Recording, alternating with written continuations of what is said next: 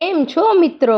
નમસ્તે. સુધાસ કિચનમાં આજે આપણે બાળકોનું મન મોહી લે તથા મોટાને પણ ભાવે એવી ટેસ્ટી અને હેલ્ધી વેજ ચીઝ પેનકેક બનાવીશું.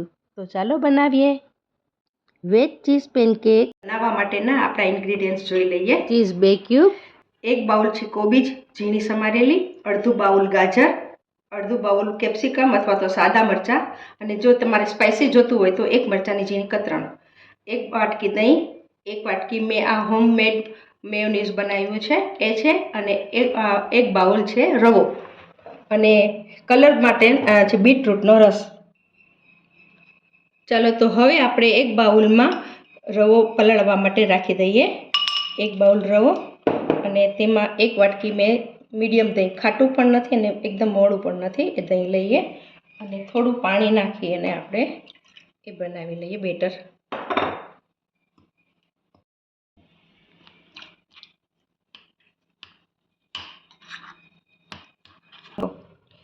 હવે આપણે આને કલરફુલ બનાવવા માટે અને આપણા કિડ્સને એટ્રેક્ટિવ લાગે અને જોતાં જે બાળક એમ કે નહીં મને જોઈએ છે, એટલા માટે થોડુંક બેટર આપણે જે સૂજી જે કરી હતી એમાં આપણે આ થોડો બીટરૂટનો જ્યુસ અંદર નાખી દઈએ. એને આપણે અલગથી પલાળવાનું છે. હવે બેટર રેડી થઈ ગયું છે. બંને બેટર રેડી થઈ ગયા છે. હવે આપણે એને 30 મિનિટ માટે સેટ કરવા રાખી દઈએ. આપણે સ્ટફિંગ રેડી કરી લઈએ. હવે આપણે ગેસ પર 1 ચમચી બટર ગરમ કરવા મૂકી દઈએ. બટર મેલ્ટ થાય છે એના બટરમાં જે સુરતી મિરચી જે છે એની કટકી તળવા મૂકી દઈએ.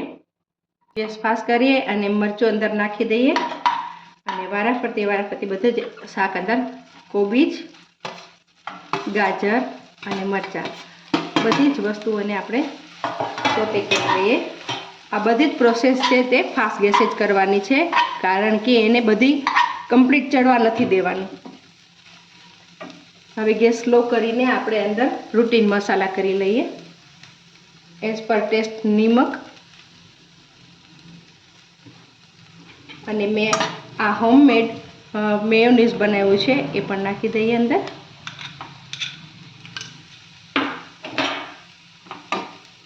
એક ચમચી સોસ, હવે એકદમ સ્લો ગેસ કરીને બધું મેયોનીઝ નાખી દીધું છે. હવે અંદર ચીલી ફ્લેક્સ, અને જો તમારે સ્પાઇસી જોતું હોય વધારે તો થોડાક મરીના પાવડર નાખવાનો છે. સ્ટફિંગ હવે રેડી થઈ ગયું છે. હવે આપણે એને રાખી દઈએ. બેટર રેડી થઈ ગયું છે. એને હવે આપણે મિક્સરમાં ક્રશ કરી લઈએ. થોડું પાણી ઉમેરીએ, જરૂર પૂરતું નમક નાખીને ચન કરી લઈએ.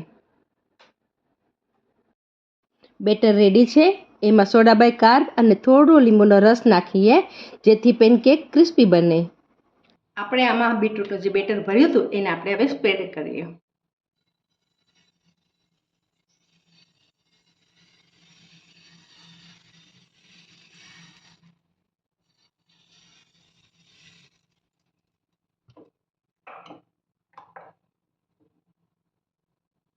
અને થોડીક વાર માટે થોડું ડ્રાય થવા દેવાનું, પછી જ પર સ્પ્રેડ કરવાનું.